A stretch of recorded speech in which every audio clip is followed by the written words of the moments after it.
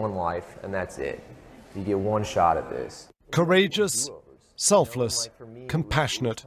The tributes to Peter Kassig have been flooding in. 26 years old, he came to the Middle East to help its war-torn refugees. A former US Ranger, he trained up in medicine, then taught others how to save lives. He set up an aid agency, Syria, helping Syrian civilians on both sides of the Turkish border. But this young, idealistic American paid for his generosity with his life. A year ago, he fell into the clutches of Islamic State militants. Converting to Islam and changing his name to Abdul Rahman did not spare him, nor the fact he'd helped treat wounded rebel soldiers. Instead, the jihadists have posted a video boasting of his murder. Revenge, they say, for US-led airstrikes on their fighters. Mr Kassig's parents, seen here at a vigil in a mosque in America, have had to endure 13 months of agony.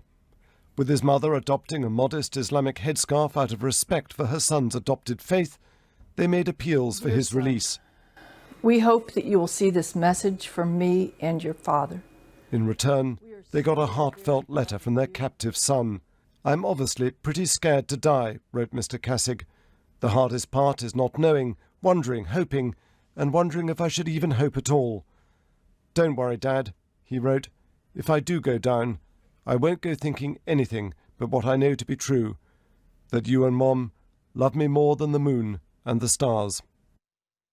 The US Secretary of State John Kerry, on a tour of the Middle East, said of him tonight, "There can be no greater contrast than that between Abdul Rahman's generosity of spirit and the pernicious evil of ISIL, the so-called Islamic State."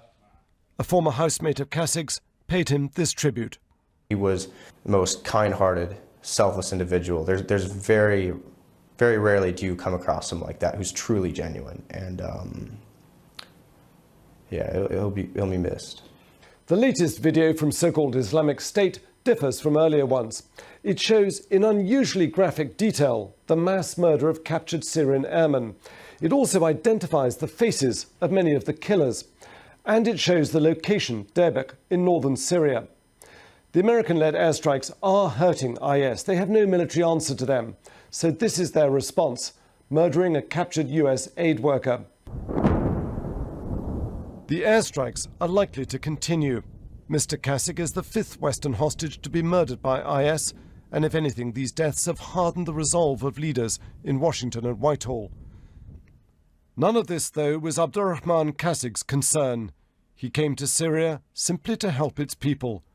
Tonight, that country's opposition are mourning him as a fallen hero. Frank Gardner, BBC News.